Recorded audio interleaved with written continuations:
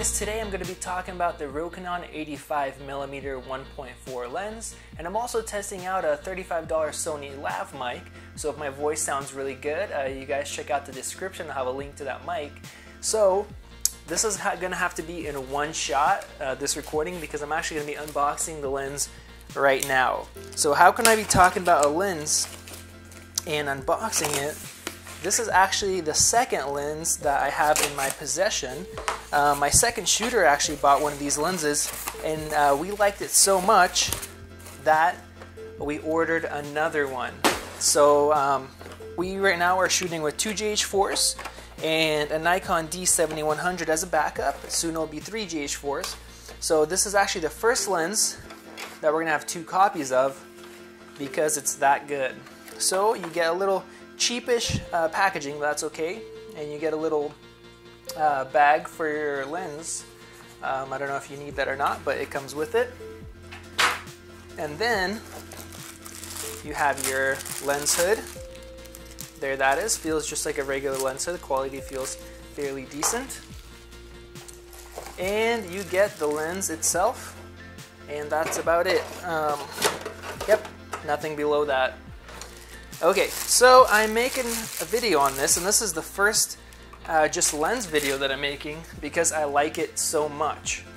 This is Rokinon is almost like a generic brand.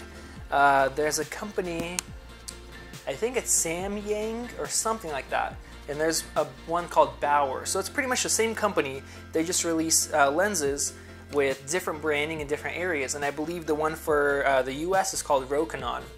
So what this is, it's a prime lens. There's a little bit of dust in there. It's a prime lens, and it's manual focus only, and it has an aperture ring adjustment built into it, kind of like the older lenses were made. The thing that kind of sets this apart is the price. Now, usually when you're looking at Canon or Nikon 1.4 lenses, they're very expensive. Those are their higher up. Of course, those have autofocus. Now with this lens, you don't have autofocus, but the price is really, really good. Under $300. So this one's about 280 bucks. For an 85 1.4 is absolutely fantastic. Now, the other thing that's really good about this is the image quality. So you think if you pick up something that's very cheap, it's not going to look very good. Usually the cheaper lenses aren't as sharp. This lens is really, really, really sharp, especially for shooting wide open at 1.4, which if you're buying a lens to shoot have really good low light, you're going to shoot it at 1.4. A lot of lenses you can shoot at 1.4, but they're not sharp at all, and you don't even want to use them. So it's very sharp. The image quality is fantastic, especially for the price. And the other really good thing about it, since it's a manual focus lens only, you have a very, very large area of adjustment when you're actually focusing the lens. Now, a lot of your autofocus lenses, especially the lower end cheaper ones, the adjustment is very, very, very slim or slight. So if you are shooting at 1.4 or the subject's quite a bit away, it's hard to actually get them perfectly sharp because you're barely moving it trying to get it adjusted. Now this, you have, I don't know really what to call this, maybe it's 180 degrees of adjustment. So even if you're shooting 1.4, it still works really well, and it's a really smooth ring as well. Now, I'll have some samples for you guys of footage that I've shot with this, but first I want to say that I am using this lens on the Panasonic GH4. This is a Nikon mount, and I'm using a Speedbooster for that. So, since it's manual focus lens, it doesn't matter because I'm using manual focus for video. So here's my other GH4 with that other 85 1.4. Now the Speedbooster, I have another video on that, so you guys, if you haven't seen that, go check it out. But the Speedbooster has a really nice, smooth, declicked aperture selection, but it is $500. So if you're shooting without a Speedbooster, if you're using an adapter like this is just a $15 adapter, you are still able to change your aperture because the lens has one built in.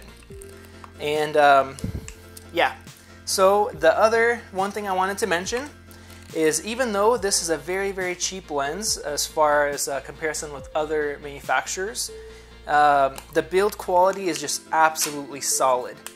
I don't know, this part's plastic, this front part, at least it seems like it, but this body part really seems like it's metal. I see little screws, and everything just feels really solid, way better than the lower end Nikon lenses, even the mid-range ones. It feels literally like my old Canon L lenses that I used. This aperture adjustment ring has really nice defined little bumps when you're adjusting it, and it just feels very nice. You have a metal mount, of course, so I was kind of shocked when I got the first one how it just feels super solid. So I definitely recommend this lens. Obviously, as you could tell, we have two of them now, just because it's a fantastic price. You can shoot it in really low light, and the image quality is fantastic. So the last thing I do want to mention is for you guys that are using this or wanting to use this on a GH4, I'll give you guys the equivalent because the sensor is smaller.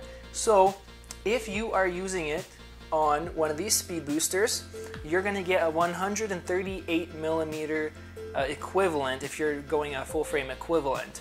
And then again, you're also going to gain one stop of light. So 138mm from an 85, so that's going to zoom in quite a bit. So if you need some reach, it's going to work fantastic. Now, if you guys have another option, if you're just using this, or you're going to use a combination of both, and you throw this on here, you're going to get 195.5mm of reach at f1.4. So if you need to zoom in, or you need to be that far at telephoto, if you're far away from your subject, like at a wedding, let's say, this is absolutely fantastic. Under 300 bucks, and you have a 200mm 1.4 lens using just a $15 adapter. So I would recommend buying this lens, and I would recommend if you can afford a speed booster, you're shooting on a GH4, absolutely go for it. It's fantastic.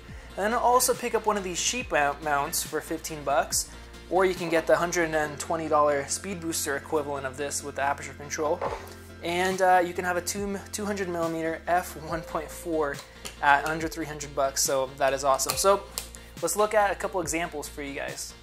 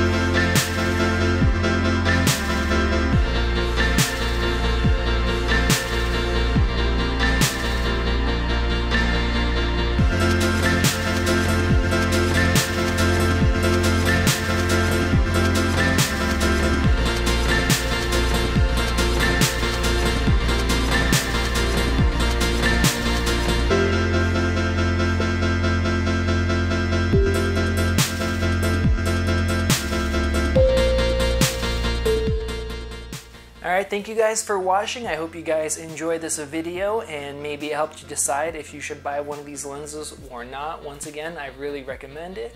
I don't think there's anything else out there for the price that gives you that much reach and very good in low light with a great image quality. and an absolutely fantastic price. So I strongly recommend it. I have some links in the description for you guys, so you guys can check out this lens, also this lav mic if you guys want to pick up one of these if you liked how it sounded. And also, if you guys do shop on Amazon and you enjoy my channel, you like what I do, you guys can actually support me very easily and absolutely no money on your side to give to me. So there's actually a link, you guys can check the description.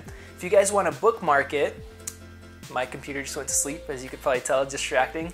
If you guys want to bookmark that link, and whenever you're shopping on Amazon, instead of typing in Amazon.com, just click that bookmark. What happens is, no matter what you guys buy, I actually get a very small kickback from that, and that just supports the channel. So if you guys are willing to do that, that would be awesome. And if you guys have any questions, make sure you write that down in the description.